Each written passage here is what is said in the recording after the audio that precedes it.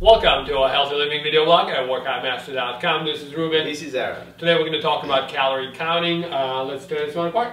Absolutely. Why is it important, to actually, clarify some of the myths about calorie counting? Well, obviously for simple reasons. Most people, when they embark on a program to lose some body fat, the first thing they have to do, or they think that it must be done all the time, is counting calories. And to a degree, that is very true. The reason why we say that it's true that you have to count calories is because you will get a much better picture of the amount of carbohydrates, protein, and fat that you'll be consuming, so you can much better get an idea of the ratios and therefore adjust them to the level that are actually going to create more satiety. That means that you're going to be better satisfied with the food that you eat, so you don't constantly crave all the things in your diet.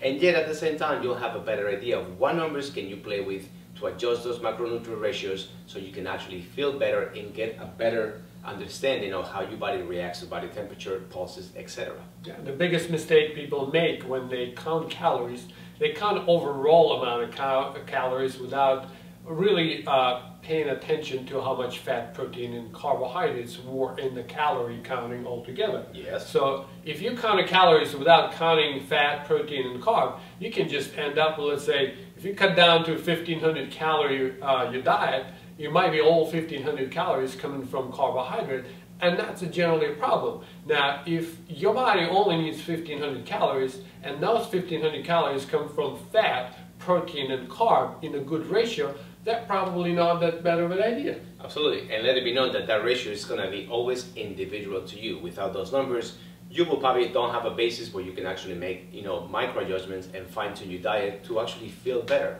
After all, realize that you're actually cutting calories for the purpose of allowing the body to do its natural process, which is utilize the calories that you eat as a main source of ready available energy. However, if by any chance you actually trick your body into thinking that you're going to eat less so you can burn more of what you have stored without previously actually getting the metabolic rate to increase, you're making a huge mistake, my friend. And what happens is that the body will begin to gain weight in an effort to satisfy itself and to have plenty of energy in storage for a time of famine, which it can happen anytime. It's not that the food is going to be scarce, it's that you're making your body believe that there's not enough food around because you're not consuming it, not even in the right ratio or in the right quantity.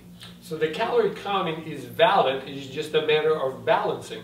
You can cut calories to the point where you're still providing enough for your body, but if you count too deep, then you're going to end up with a whole lot of different problems. Obviously, you cut too deep, you don't get enough satiety. That means that you don't get satisfaction enough from the food that you eat, and you might be missing a key ingredient, which it could be any of the 3 macronutrients that actually is going to support your body into making energy. So before you start counting calories, it's very important to just play around with a macronutrient ratio. So you first want to make sure that you have enough of fat, enough of protein, enough of carb in your diet. Now, after that, then you would want to measure how many calories do you consume, and if you're dropping weight or if you're not dropping weight. And only if your temperatures are okay, and your pulse is okay, and as we described in another episode, then and after that you can look, and maybe you're consuming too much calories for what you need. Now remember, if you're going to start increasing the amount of activity, let's say you're going to start introducing exercise, then obviously your amount of calories will increase also. Absolutely. Anything else that you want to say about it? I think that pretty much sums it up. So there is validity to counting calories.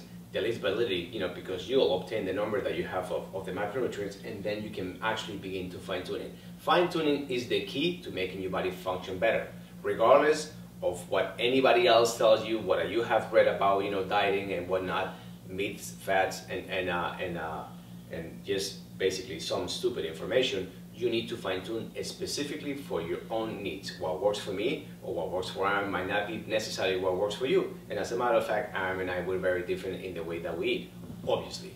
But besides that, always make the adjustments to where your body feels and responds better, not what anybody tells you. So that's one thing that we actually do with our clients, is that we give them the strategies to actually make sure that they can make all these changes and not focus on just cutting calories systematically, where the body begins to starve and it will adhere itself to anything they can to hold itself at the very basic survival mode.